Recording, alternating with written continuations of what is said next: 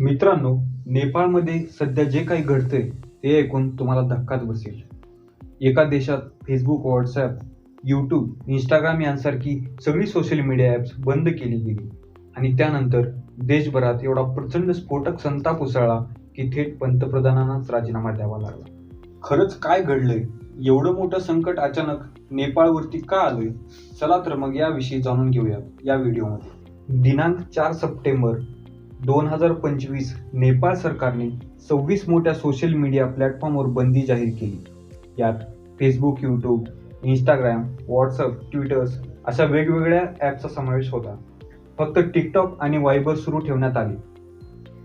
यावर नेपाळ सरकारकडून असे स्पष्टीकरण देण्यात आले की या कंपन्या आमच्या कायद्याचे पालन करत नाहीत, सरकारला महसूल मिळत नाही.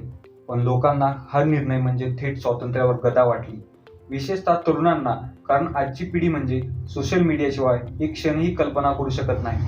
आणि मग सुरुवात झाली झेनझट प्रोटेस्ट.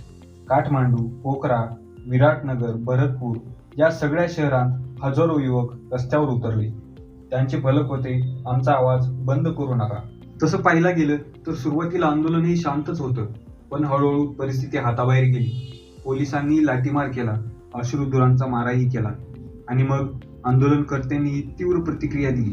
सरकारच्या विरोधात संताप एवढा वाढला की संसद भवनालाच आग लावली गेली. नेत्यांच्या घरावरही हल्ले झाले.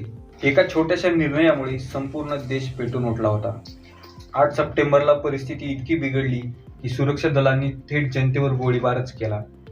यात किमान 19 जण ठार झाले तर शेकडो लोक जखमी झाले. हे फक्त आंदोलन नव्हतं, तर ही होती तरुणांची भ्रष्टाचाराविरुद्धची हाक.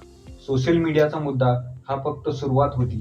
खरं तर मागचं कारण होतं वाढता बेरोजगारीचा प्रश्न, भ्रष्ट राजकारण आणि वर्षानुवर्ष दुर्लक्षित झालेली तरुणांची नाराजी. संपूर्ण नेपाळमध्ये रात्रभर कर्फ्यू लागू झाला.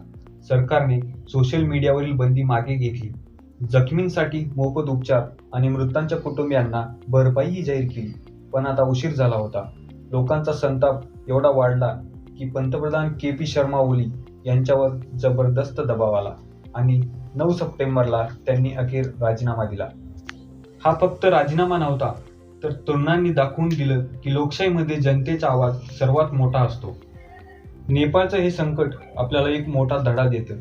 सोशल मीडिया हे फक्त मनोरंजनाचं साधन नाही, तर आजच्या पिढीसाठी ते आवाज उचलण्याचं शस्त्र आहे.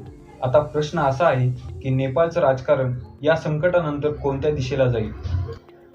लोकशाही अधिक मजबूत होईल की अजून अराजकता निर्माण होईल? मित्रांनो, याबद्दल तुमचं मत काय आहे? कमेंटमध्ये नक्की